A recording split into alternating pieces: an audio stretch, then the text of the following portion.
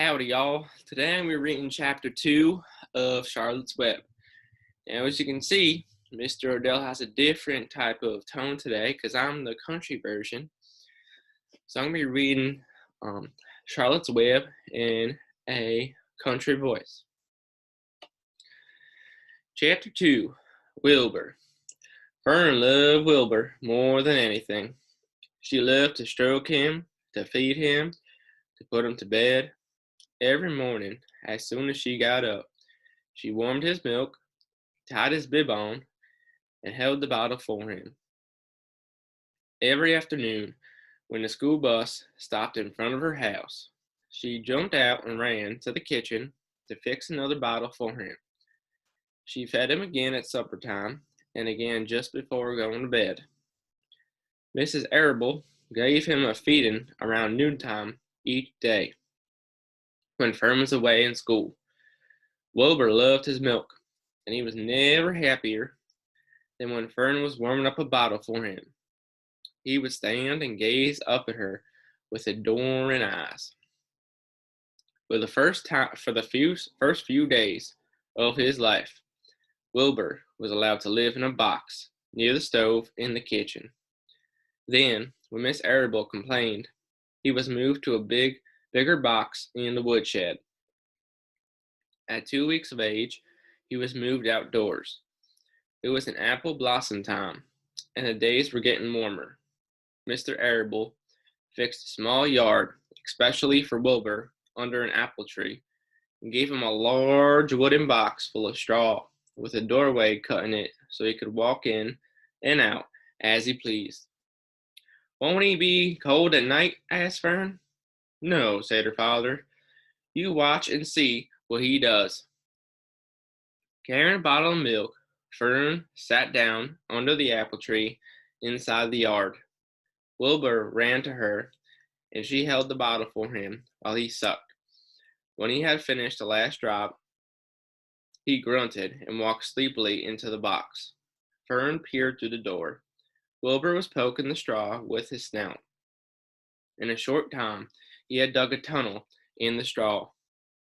He crawled into the tunnel and disappeared from sight, completely covered with straw. Fern was enchanted. It relieved her mind to know that her baby would sleep covered up and would stay warm. Every morning after breakfast, Wilbur walked out to the road with Fern and waited with her till the bus came. She would wave goodbye to him, and he would stand and watch the bus until it vanished around a turn. While Fern was in school, Wilbur was shut up inside his yard. But as soon as she got home in the afternoon, she would take him out, and he would follow her around the place. If she went into the house, Wilbur went too. If she went upstairs, Wilbur would wait at the bottom step until she came down again.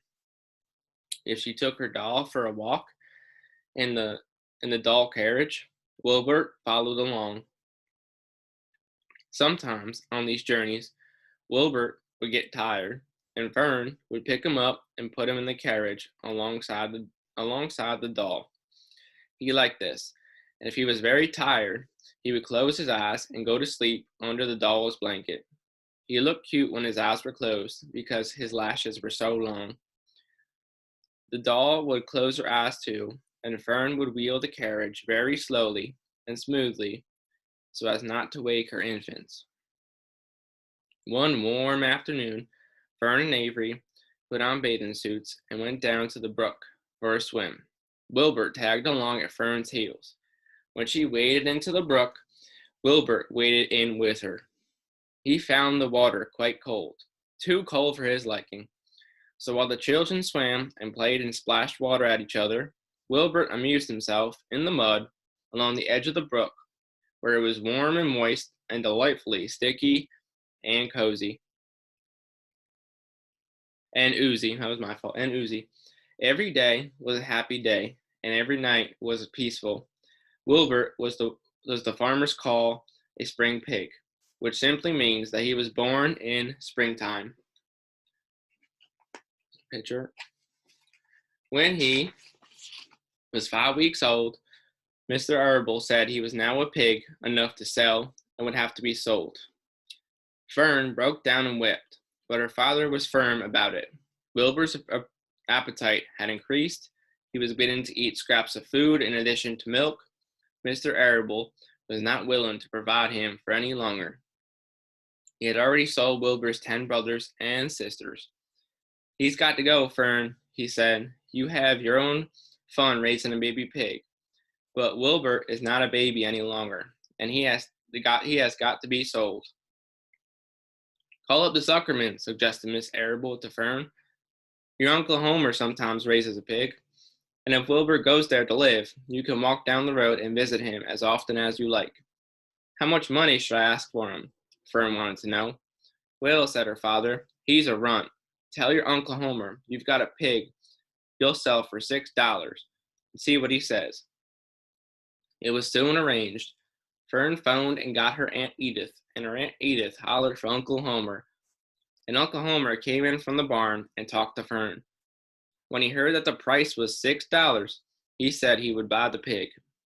Next day, Wilbur was taken from his home under the apple tree and went to live in a manure pile in the cellar of Zuckerman's barn.